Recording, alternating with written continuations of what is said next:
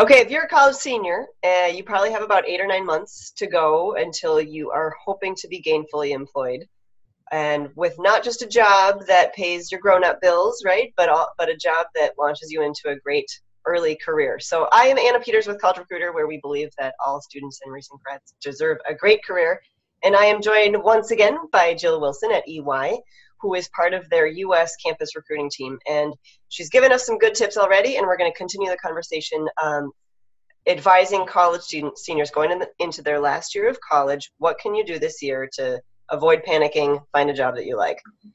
Okay, so Jill, let's continue. What are some of the little things that a senior can do in their daily life, weekly lives, things that can be incorporated into their regular lives that will help with their networking, their personal branding, job search? Yes.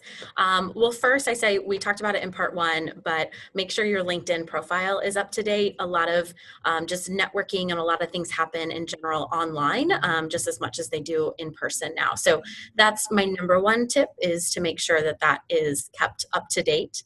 And then a few other things, they seem really small, but one of them is just smile.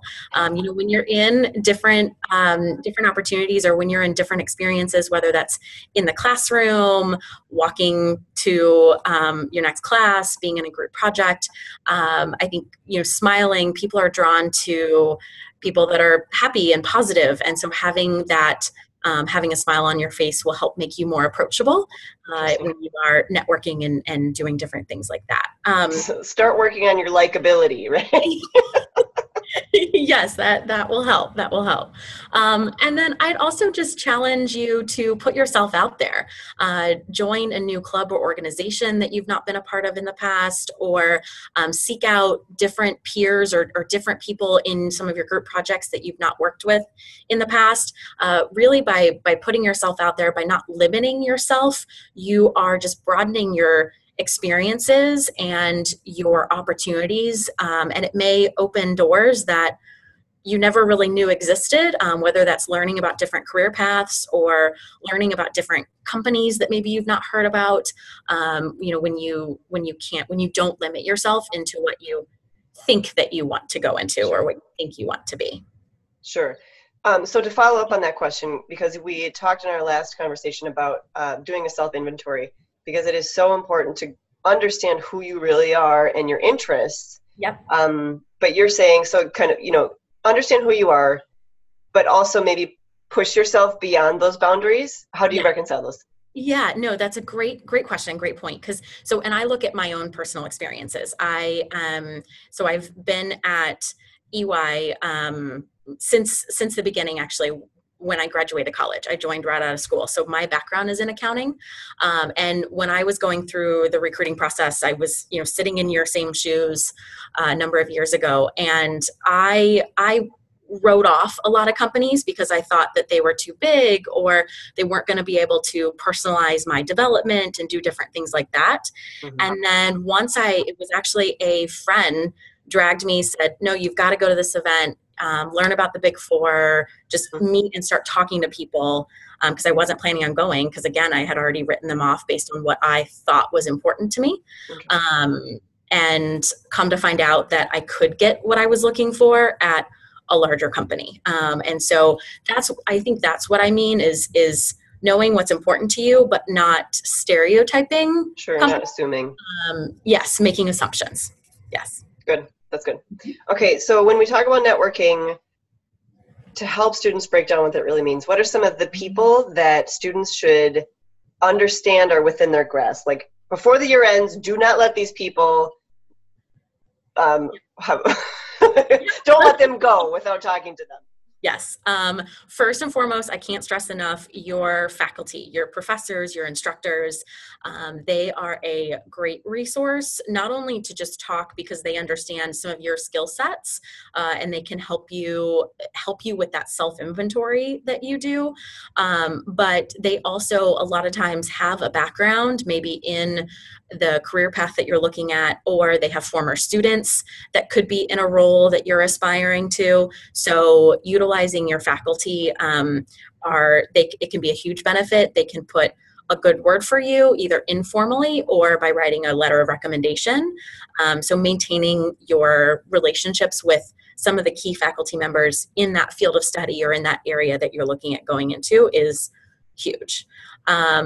Second, I would also say, I mentioned this in part one, but your career center. Your career center has great resources to sit down. They can help you develop your pitch, your elevator speech, whatever that is. They can help you hone in on what to focus your resume around, how to answer specific questions, how to really highlight your skill sets. So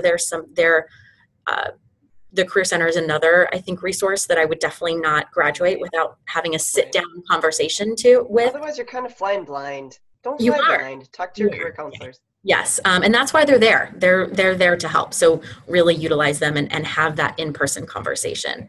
And then the last piece I would say is your peers and or alumni. I know we talked about this a little bit in part one, but seek out some alumni from your universities that are currently working at the company, either that you want to join or you are joining. Once you've signed on that dotted line and you've accepted a job, find other people that are currently working there, because they can give you an insight and really help you with your foot in the door, understanding what to expect, but then also they can start helping you build your network within that company. Great, good advice. Okay, lastly and quickly, can you give us an idea of when an entry-level employee starts at EY, what is their handle on their career path? What I'm trying to get at is how clued in or how clueless do entry-level employees typically start at EY? Yeah, no, it's a good question. EY hires roughly 5,000 college grads every year, and I would say it runs the gamut. We have some that come in knowing exactly what they want to do and have their career path kind of outlined and laid out, and we have others that really have no clue. But our job as their first employer is to really provide an environment where they're going to grow and learn and develop. And I would say that's key with any first employer that you're looking for, is find somebody that's going to help you develop, because we understand that not everybody's going to be with us in 10 to 15 years down the road, and that's okay. We just want to make sure that we're setting our first time or our entry level employees up for future success. Life throws a lot of curveballs along the way, and so you may have your life planned out and you may not, but for me it's been really successful finding an organization that just helps me navigate some of those curves throughout life. Good advice, Jill. Thank you very much. Thank you, Anna. Thank you very much for allowing me to come in and share some of my perspectives. Well, you have great perspective. So for college seniors, rewatch the video, take notes, and get out there and job search. So good luck to everyone out there. And Jill, I'm sure we'll be in touch sometime soon. Sounds good. Thanks all.